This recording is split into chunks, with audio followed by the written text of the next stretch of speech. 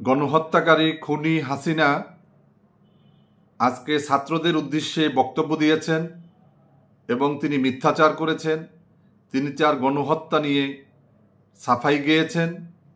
এদেশের মানুষ জানে যে বিগত 17টি বছরে খুনি হাসিনা লক্ষ লক্ষ মামলা দিয়ে এদেশের গণতন্ত্রকামী মানুষকে তারা কিভাবে নির্যাতন করেছে, নিপীড়ন করেছে, কিভাবে হত্যা করেছে, গুম করেছে, খুন করেছে।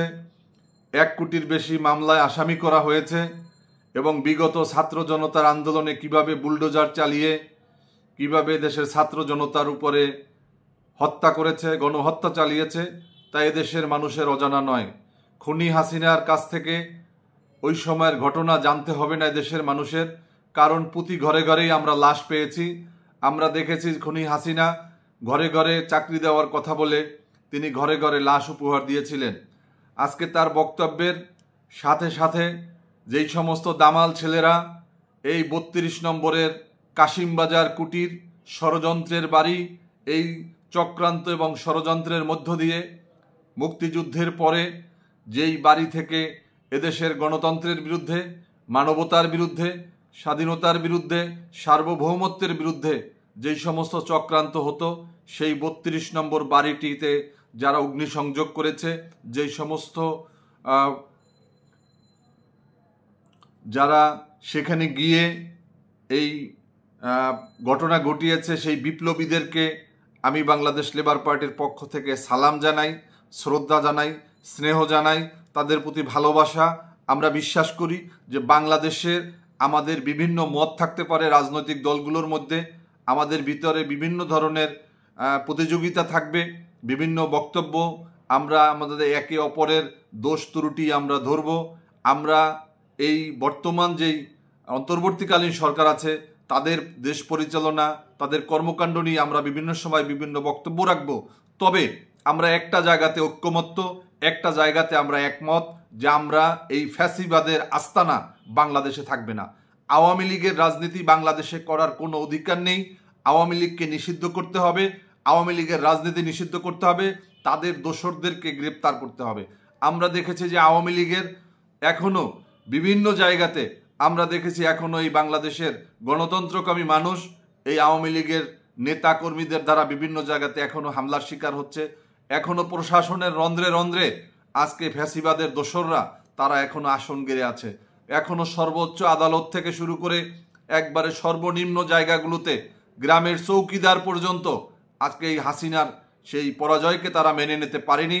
তারা এই অন্তর্বর্তীকালীন সরকারকে তারা অসহযোগিতা করছে।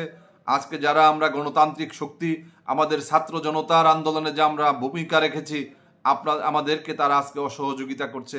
এই জন্য আজকে যেই ভূমিকা রেখেছে ছাত্র জনতা 32 নম্বরে গিয়ে, তারা এই 32 নম্বরের সেই খুনি হাসিনার বাড়িতে তারা যেই ভূমিকা রেখেছে, যেভাবে তারা তাদের ক্ষোভ প্রকাশ করেছে, এর মধ্য দিয়ে আরেকবার প্রমাণ হলো যে বাংলাদেশের মাটিতে আওয়ামী লীগের কবর রচিত হয়েছে।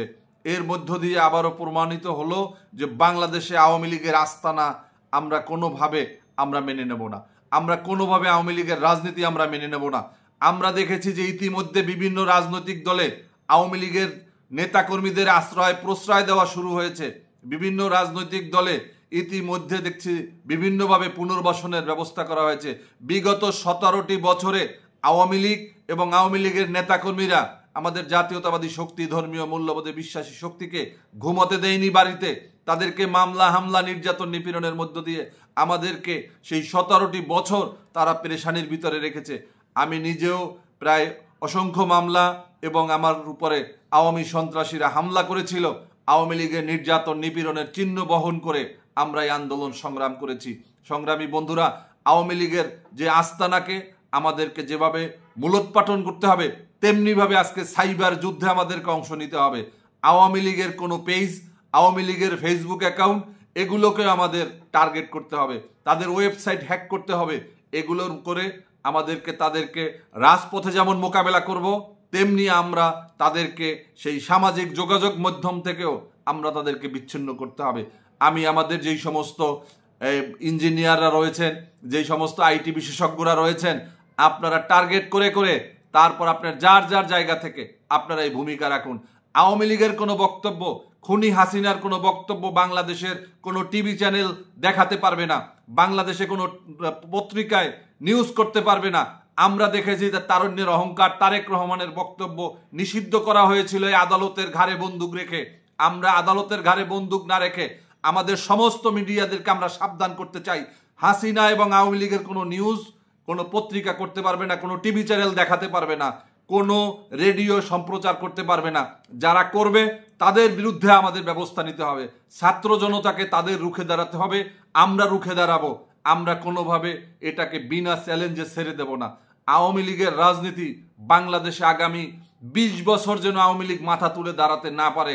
এই 20 বছরে আমরা বাংলাদেশের স্বাধীনতা, সার্বভৌমত্ব, বাংলাদেশের অর্থনৈতিকভাবে আমরা বাংলাদেশকে সমৃদ্ধ করে দেখাবো বিশ্ববাসীকে, যে বাংলাদেশের দুর্নীতির মূলোৎপাটন ঘটিয়ে আমরা দেখাতে চাই।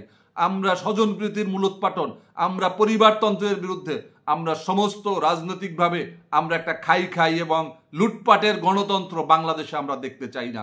আমরা আজকে এই যে 32 নম্বরে যেই ঘটনা, এবং এটার জন্য আমি মনে করি যে খুনি হাসিনা উস্কানি দিয়েছে।